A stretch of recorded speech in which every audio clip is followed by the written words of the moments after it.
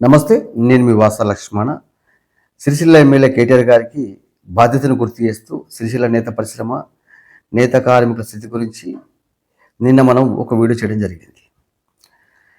ఆ వీడియోలో మనము చిన్న ఆడియో క్లిప్ పెట్టినాం. ఇట్లారా ఆడియో క్లిప్ ఎప్పటిదంటే గత అసెంబ్లీ ఎన్నికల సమయంలో కేటీఆర్ గారు అప్పుడున్నటువంటి రాజకీయ పరిస్థితులను బట్టి ఇక నేను ఓడిపోతానేమో అనే భయంతో ఒక ఆడియోను పబ్లిష్ చేసిన సిరిసిల్ల ప్రాంతంలో.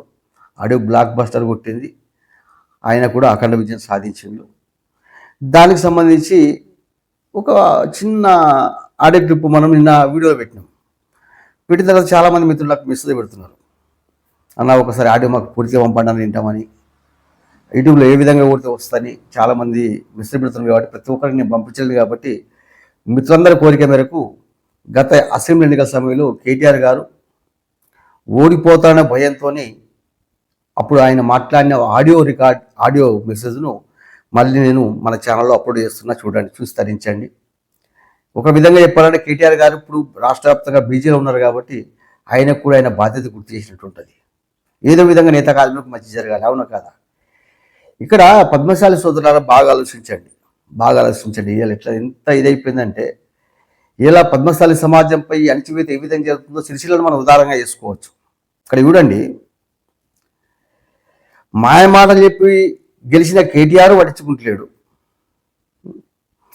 రాష్ట్రంలో అధికారంలో ఉన్నటువంటి కాంగ్రెస్ పార్టీ నేత కార్మికులు పట్టించుకుంటలేదు. అయితే ఒక రిక్వెస్ట్ మీ అందరితో కూడా ఏంటంటే, మనకు సరిగ్గా ఇంకా కేవలం వారం రోజులే మిగిలింది ప్రచారం. 28 లాస్ట్ అనేది మీకు తెలుసు. కరెక్ట్గా ఇదే రోజు, వచ్చే మంగళవారం రోజు ఈ టైం కల్లా ప్రచారం అయిపోతుంది. ఈ వారం రోజులు దయచేసి నేను మిమ్మల్ని కోరేది అందరినీ కూడా ఏంటంటే, మీరు ఎక్కడి వారు అక్కడ, ఇప్పుడు ఉదాహరణకు సిరిసిల్ల పట్టణంలోని కౌన్సిలర్లు కానీ, లేక వార్డు శాఖ అధ్యక్షులు కానీ, మాజీ కౌన్సిలర్లు కానీ ఉంటే వాళ్ళందరినీ కూడా కోరేది ఏంటంటే, ఇంటింటికి దయచేసి డోర్ టు డోర్ ప్రచారం చేయండి. నేను పదే పదే కోరుతున్నా మిమ్మల్ని, గాలి వార్తలు, బయట వాడొకడు వీడొకడు బఫూన్ గాడు మాట్లాడే మాటలు పట్టించుకోకండి. మీరు ప్రతి ఇంటికి పోతే, నేను ఇప్పుడు దాదాపు ఒక 15 మంది కౌన్సిలర్లతో నేను మాట్లాడినా.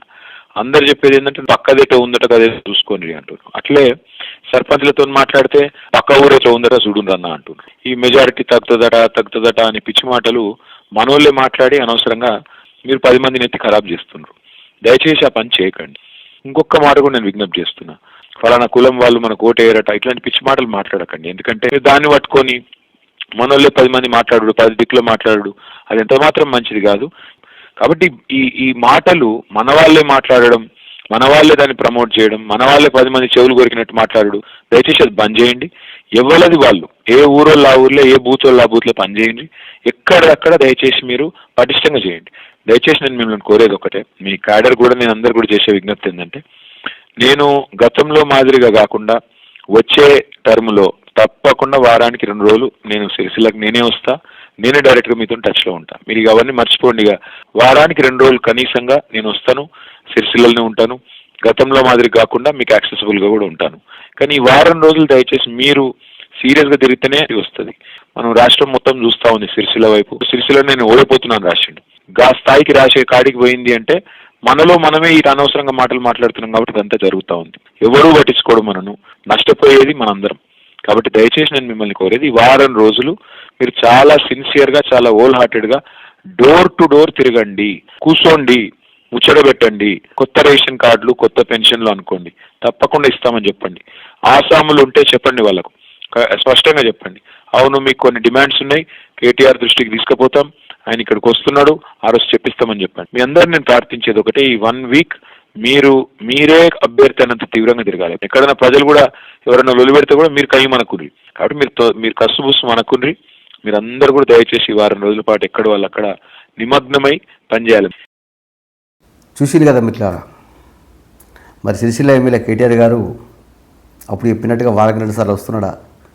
సిరిసిల్ల నేత కార్మికుల బాగోగులు చూస్తున్నాడా? ఒకసారి ఆలోచించండి.